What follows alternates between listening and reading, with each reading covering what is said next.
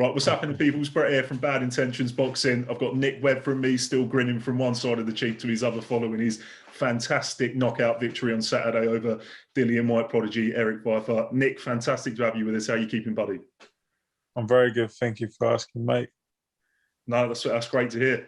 Let's move on with it. Yeah, I'm buzzing. I'm still buzzing. Yeah, I mean, like I said, a smile from ear to ear. It's great to see as well. You know, we just spoke off camera potentially about some of the previous fights as well that you've had in 2018 and actually where that leads on to from your current climate. Would you say there was an element on Saturday of how pleased you were? Now, was that because of the result, or was there an element of, you know, sort of a gasp and fresh air? Because actually, you know, at 33, that was a big fight and that was a big stage in your career for you, I felt.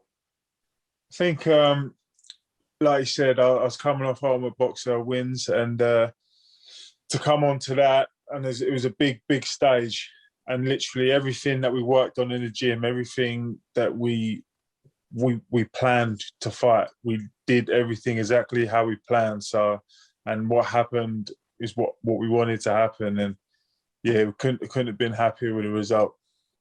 Do you think there was anything for you in this camp that worked better than previous camps that you've had?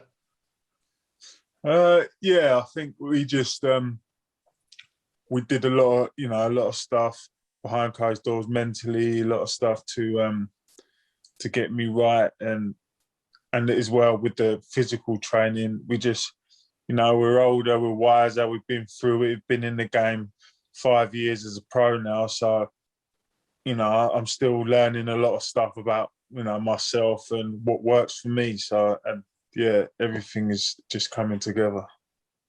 And I suppose as well, looking back at how well, you know, you just said the camp was and how well Saturday went, was there an element that you'd actually studied much about your fighter, or it was very much you knew what you were capable of, getting there and let's do it? Yeah, like as well, what I've missed out is that so we started camp on the 2nd of January. We didn't know we was going to fight. I didn't know there was going to be a definite fight coming, but I started it on the 2nd of January and sort of said to myself, something's going to come, and just thought about it and made it sort of happen. And so I've been training all that time anyway, so I was 100% ready. And was that a fight that you expected, or was it something that just come out of the blue? Yeah, we expected it because it was supposed to be on the March the 4th. Yep. And a few weeks before that, we got the call to say, like, are we interested? And yeah, we was like, yeah, we're interested if you make it for a title and stuff like that. So we thought we'd take the risk. I had a look at Pfeifer, and I just thought, you know what, as we were saying off camera earlier, styles make fights. But let's not take anything away from him. You know, he had a real good amateur pedigree. You know, I think 2012 and 2016, I think he got bronze in the Olympics. So, you know, he definitely had a lot of pedigree coming into this fight. And I think everywhere had made him, a favourite. And there was actually very good odds on you, I think, to go out there and stop him. Was there an element, or is that not something that you pay too much interest in? An element on what, sorry, mate? Sorry, was that an element into, I suppose, coming into effect where you thought actually how the fight would portray, or do you feel like that was a little bit of an overlook on your respect? Yeah, I thought, I think there's a bit. I just looked at him from his last fights, and yeah, you know what I mean, 8 years ago is a long time ago as an amateur, and how great he was back then. So you look at everyone from their last few fights, and you know that he fought last time, same sort of time I did, 2019, and his last fight, he didn't look. He looked for me beatable. So yeah, that's what I worked on.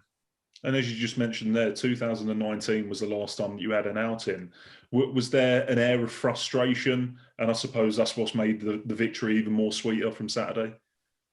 Yeah, like obviously after I was a boxer, I was thinking, oh yeah, a lot of opportunities going to come up now. I smashed that. I'm back.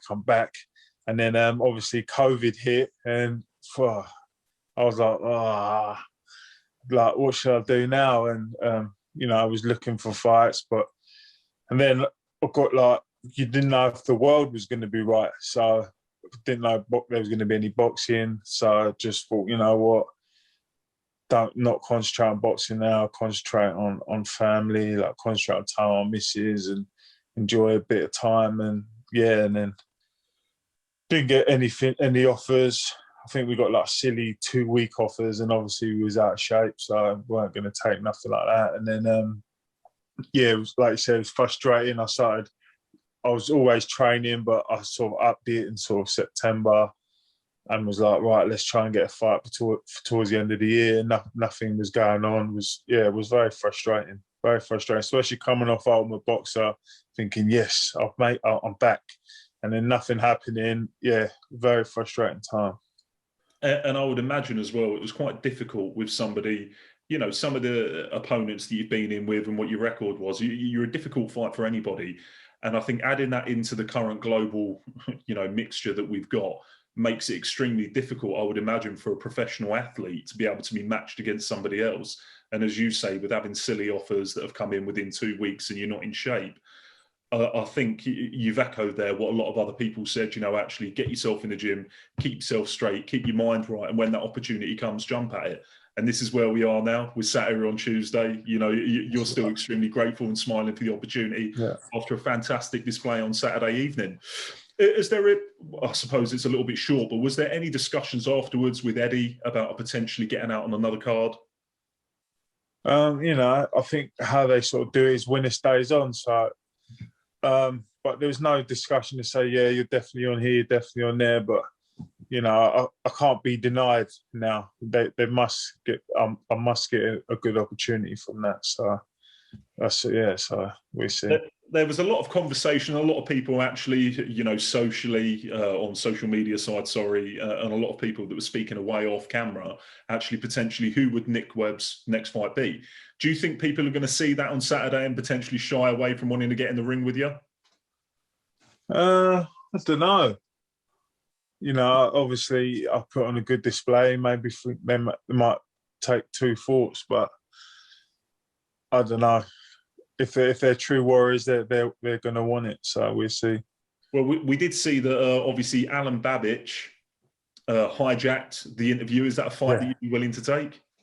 Oh yeah, definitely. I think he's made for me. So, like I said, styles make fights, and yeah, I would fight him definitely, no problem. So that's definitely a fight that you'd be keen and interested in to make. There was airs and echoes as well of other potential fights. You know, Daniel Dubois. Is that somebody again that you'd be interested in getting in the ring with? Yeah, I'd be interested in fighting anyone. I'm not worried about fighting anyone.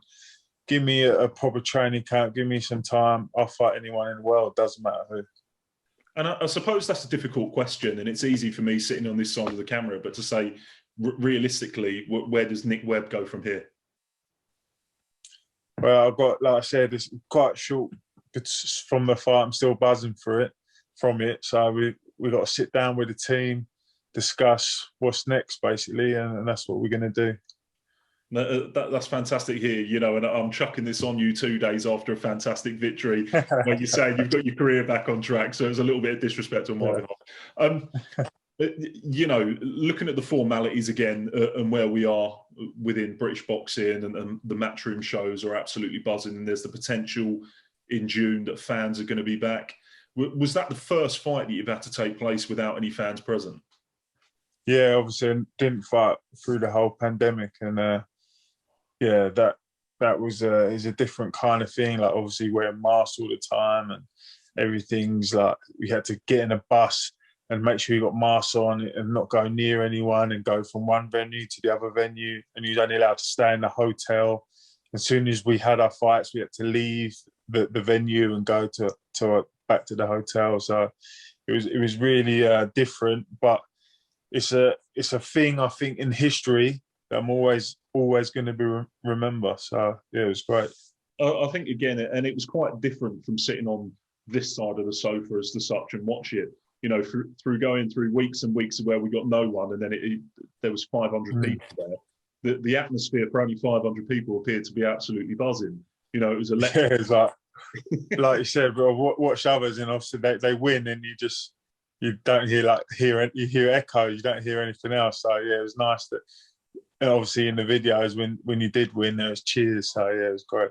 No, it was great to see, and it was pleasing again to see, you know, another British boxer come out there with a decent victory, and I think you didn't hold back at all in your post-fight comments. You know, you were really pleased. You could see it, and I think again it was that element, as you say, training, the styles made fights, and you really came into your own on Saturday night. So it's fantastic to see. Yeah, mate, appreciate it. No, that's fine, mate. Well, listen, I'm conscious I don't want to take too much of your time. You still want to live in this happy bubble, which I'm happy to leave you in. Just before we do shoot off, I've got 3 quick-fire questions in terms of other matches that I'd like to chuck at you, if you're happy, just to give me a yes or no, or who wins.